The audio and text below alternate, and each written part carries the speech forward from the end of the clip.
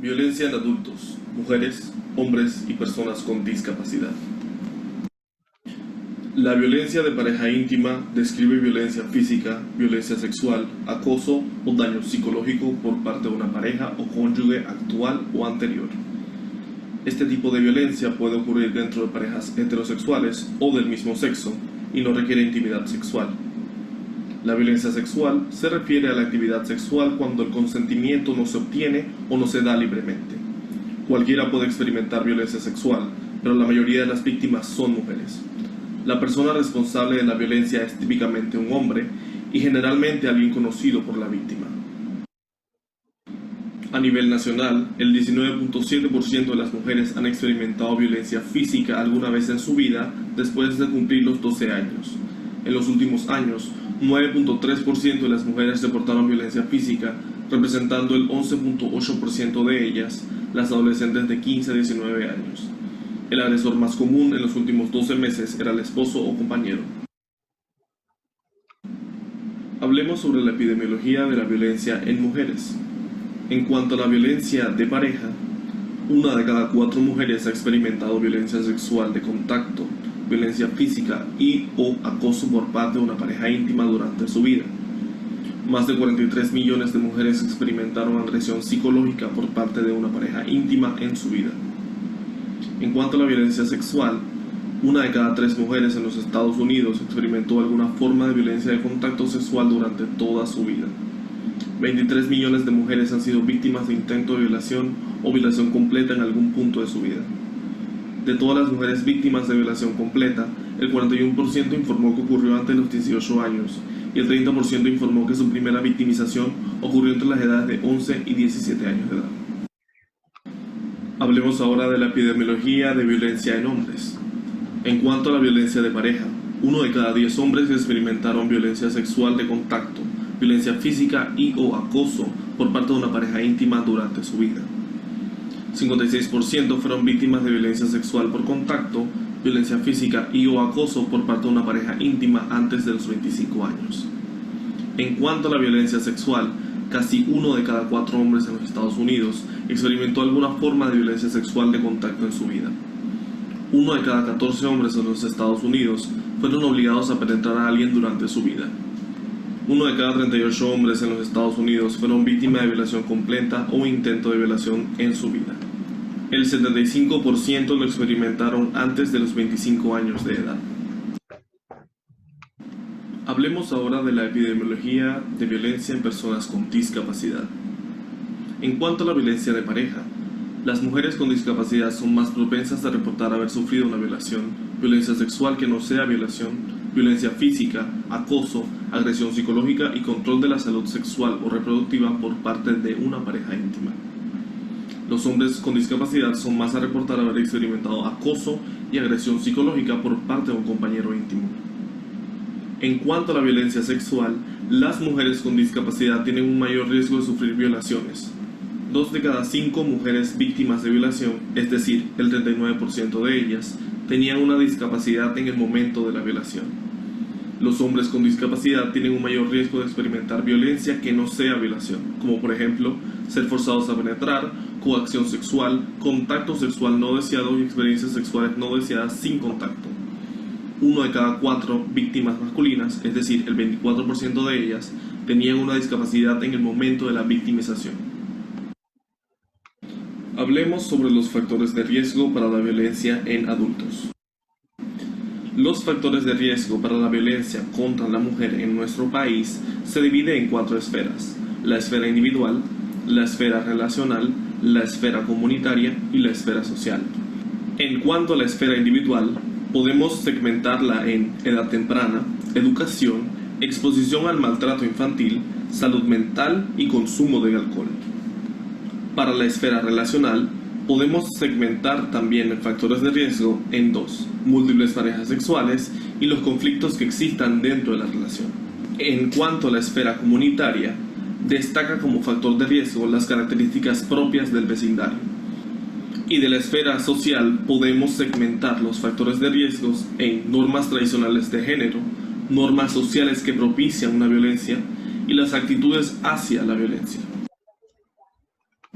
Entre los factores de riesgo para la violencia contra hombres destacan la homosexualidad, la falta de apoyo jurídico, la falta de recursos para el hombre maltratado, la falta de credibilidad, las creencias en el entorno al maltrato y la vulnerabilidad. Los factores de riesgo para la violencia en personas discapacitadas incluyen vulnerabilidad, estigma social o prejuicios asociados a la discapacidad, barreras en la comunicación, discriminación, ignorancia con respecto al tema, falta de apoyo y falta de educación sexual en personas discapacitadas. Hablemos sobre las características de la violencia contra la mujer. Es tal vez el tipo de violencia más estudiado. Involucra numerosas facetas que van desde el menosprecio, la discriminación, hasta la agresión física, sexual, verbal, psicológica y el asesinato. Se manifiesta en diferentes ámbitos como vida social, laboral, política y hasta dentro de la propia familia, en especial por parte de una pareja sentimental. Este tipo de violencia de género tiene raíces históricas de la relación de poder entre el hombre y la mujer en el modelo social patriarcal que propiciaba relaciones de dominio, desigualdad y discriminación. En cuanto a las características del agresor, según la Organización Mundial de la Salud, los hombres que tienen un nivel de instrucción bajo, que han sido objeto de malos tratos durante la infancia, que han estado expuestos a escenas de violencia doméstica contra sus madres y al uso nocivo de alcohol, que han vivido en entornos donde se aceptaba la violencia y que había normas diferentes para cada sexo, y que creen que tienen derechos sobre las mujeres, son más proclives a cometer actos violentos. En cuanto a las consecuencias directas dentro de la salud de la familia y las víctimas, existen consecuencias mortales como el homicidio o el suicidio. Se dice que el 42% de las mujeres víctimas de violencia de pareja refieren algunas lesiones a consecuencia de dicha violencia.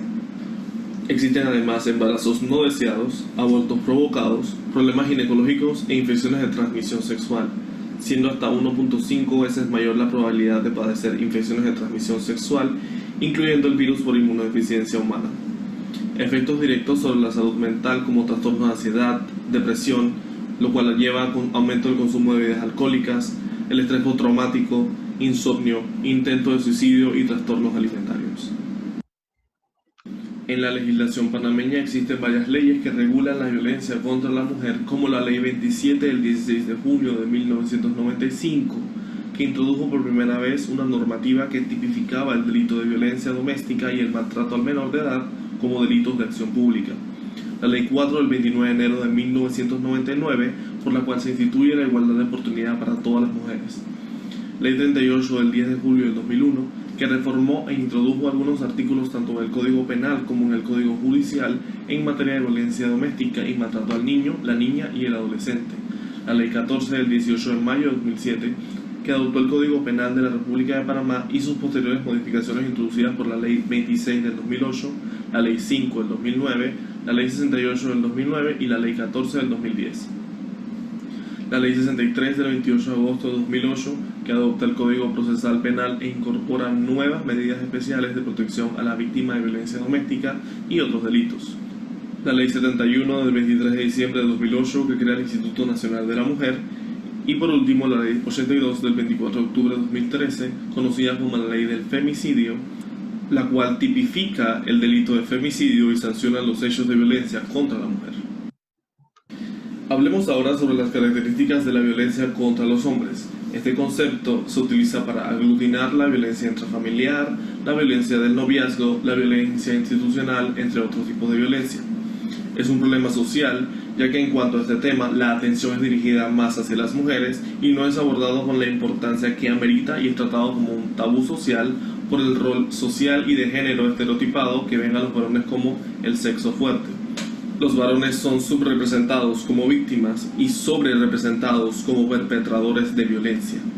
La cultura del silencio que rodea este problema deja a los varones muchas veces sin apoyo. Al hablar de violencia de género, se debe incluir a los varones de acuerdo a la definición del término por las Naciones Unidas, enfoque compartido por Human Rights Watch y Estatuto de Roma, que habla de la implicación de ambos sexos dentro de este término.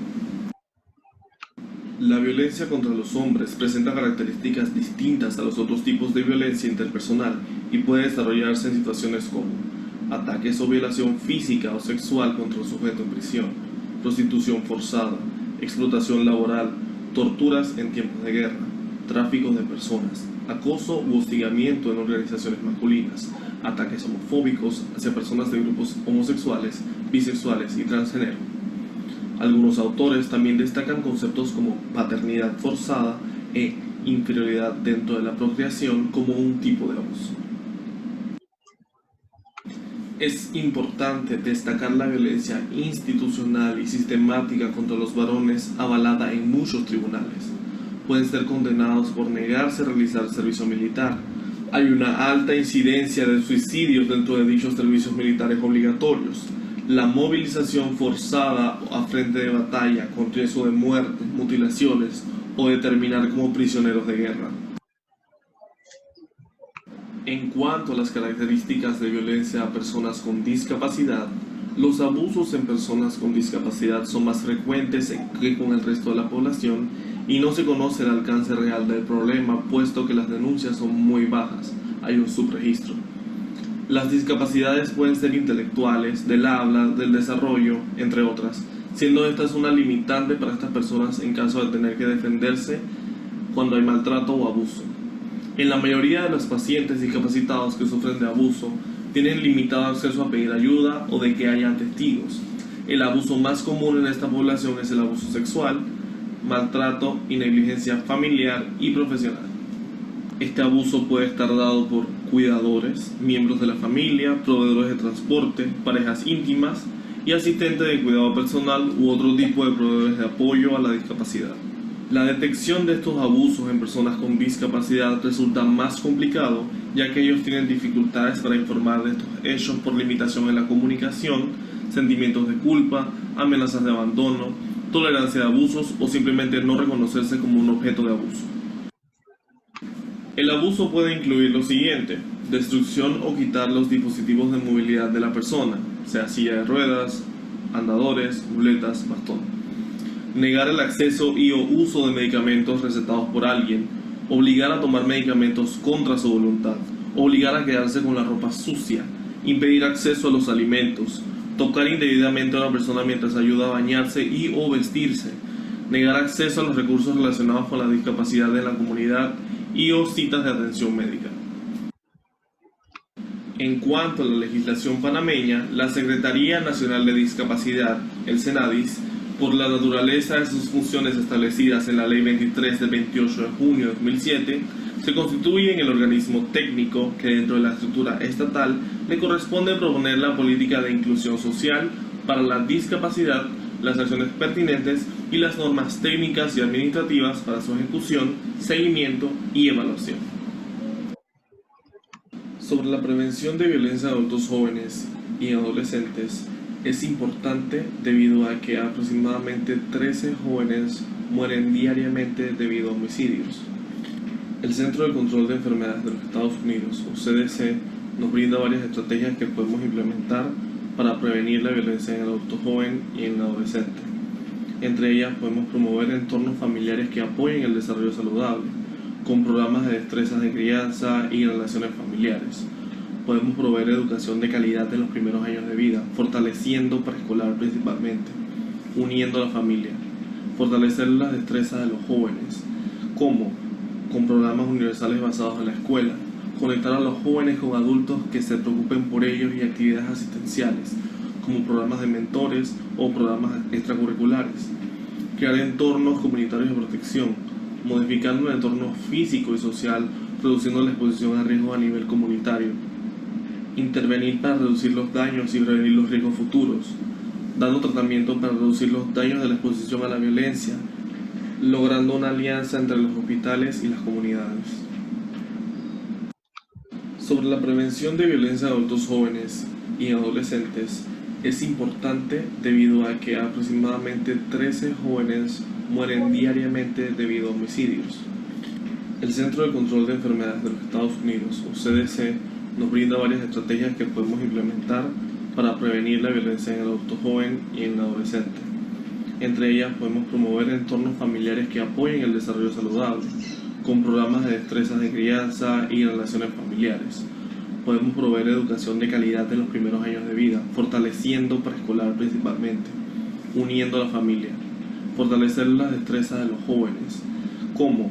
Con programas universales basados en la escuela, conectar a los jóvenes con adultos que se preocupen por ellos y actividades asistenciales, como programas de mentores o programas extracurriculares, crear entornos comunitarios de protección, modificando el entorno físico y social, reduciendo la exposición a riesgos a nivel comunitario, intervenir para reducir los daños y prevenir los riesgos futuros, dando tratamiento para reducir los daños de la exposición a la violencia, logrando una alianza entre los hospitales y las comunidades.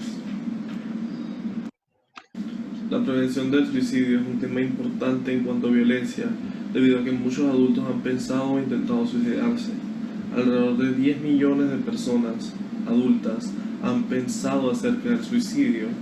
Alrededor de 3 millones de personas han hecho planificación del suicidio y de los intentos suicidas han sido alrededor de 1.4 millones de personas. El Ministerio de Salud conmemora el Día Mundial de la Prevención del Suicidio, que es el 10 de septiembre. El Centro de Control de Enfermedades de los Estados Unidos, o CDC, nos ofrece varias estrategias que podemos implementar como prevención del suicidio. Entre ellas tenemos el fortalecimiento del soporte económico en las personas con riesgo suicida, fortalecer el acceso y la entrega de cuidados en cuanto al suicidio, como por ejemplo el incluir las condiciones de salud mental dentro de las pólizas de seguro de salud, el crear ambientes protectores, reduciendo el acceso a medios letales para las personas con riesgo suicida y haciendo políticas basadas en la comunidad para disminuir el consumo excesivo de alcohol, promover la conectividad con problemas de normas de pares y actividades de participación comunitaria, enseñarle a las personas con riesgo suicida habilidades de enfrentamiento y de solución de sus problemas con programas de aprendizaje socioemocionales y habilidades para los padres y de la relación familiar, identificar y apoyar a personas con riesgo, entrenando a la comunidad y a las personas para la captación y la intervención en crisis y el tratamiento efectivo para personas en riesgo suicida, el tratamiento para prevenir los segundos intentos y al final también minimizar daños y prevenir los futuros riesgos en intervenciones de luego del intento suicida, informando y reportando de manera segura acerca del suicidio. En cuanto a la prevención de violencia entre parejas íntimas, es importante enseñarle a las personas desde jóvenes cómo es una relación sana, enseñarles la diferencia entre una relación sana y una relación tóxica, emplear aquellas estrategias que nos ha entregado el CDC, como son enseñar destrezas seguras y saludables para relaciones, empleando programas socioemocionales o programas especializados para parejas, asociarse con influencias de adultos y pares, hombres jóvenes y hombres adultos juntos en la prevención contra la violencia de género, la violencia de pareja. Interrumpir los caminos que llevan hacia una violencia de pareja, tomando en cuenta aquellas personas, aquellas familias que se encuentran en riesgo, crear ambientes protectores tanto laborales como en la comunidad, como en la sociedad, fortalecer el apoyo económico para las familias y apoyar a los sobrevivientes para aumentar la seguridad y disminuir los daños, dándole tratamiento adecuado y vigilancia a aquellos sobrevivientes. En cuanto a la prevención de violencia sexual, existen muchas estrategias que podemos implementar, como promover normas sociales que protejan contra la violencia, con enfoque en las personas que presencian una situación de violencia, o movilizar a hombres y niños como aliados, enseñar destrezas para prevenir la violencia sexual, como el aprendizaje de aptitudes socioemocionales, promover la sexualidad sana, capacitación basada en el empoderamiento, enseñarle a los adolescentes cómo tener relaciones románticas e íntimas que sean sanas y seguras. Darle educación sexual a nuestros jóvenes es muy importante, ofrecer oportunidades para empoderar y apoyar a las niñas y mujeres, fortaleciendo los recursos de apoyo económico para las mujeres y familias, fortalecer el liderazgo de las oportunidades para las niñas, crear ambientes protectores, mejorando la seguridad y el monitoreo en las escuelas, abordando los riesgos a nivel comunitario mediante enfoques ambientales, apoyar a víctimas y sobrevivientes para minorar los daños, con servicios centrados en la víctima, tratamiento para las víctimas de violencia sexual y tratamiento para los niños y las familias en riesgo, y así prevenir los comportamientos problemáticos, incluso las agresiones sexuales. Hablaremos ahora sobre el Protocolo Nacional de Atención Integral a las Mujeres Víctimas de Violencia en las Relaciones de Pareja en Panamá. Las pautas de actuación podemos dividirlas en tres: las intervenciones de los servicios de salud, las intervenciones de los estamentos policiales, de seguridad y administrativos, las intervenciones y actuación de las instituciones judiciales y las intervenciones de los servicios sociales. En cuanto a las intervenciones de los servicios de salud, deben ser ante un episodio que genera lesiones físicas o psíquicas detectables y evidentes, y ante un episodio de violencia que no genera lesiones detectables ni evidentes. Las intervenciones de los estamentos policiales, de seguridad y administrativas deben darse una atención a la urgencia en el lugar de la agresión, actuación en las dependencias policiales, elaboración del informe policial y protección e información de la víctima. De las intervenciones y actuación de las instituciones judiciales deben recibir denuncia o tener conocimiento de los asuntos de violencia contra la mujer, medidas de protección, seguimiento general y acompañamiento de la víctima y una representación y asesoría legal gratuita. En cuanto a las intervenciones de los servicios sociales, deben promover mecanismos para lograr autonomía y acceso a las redes de apoyo en la comunidad, orientación adecuada sobre la mujer y su dignidad, orientación en la forma clara de denunciar los hechos y dar un seguimiento por parte de un profesional asignado.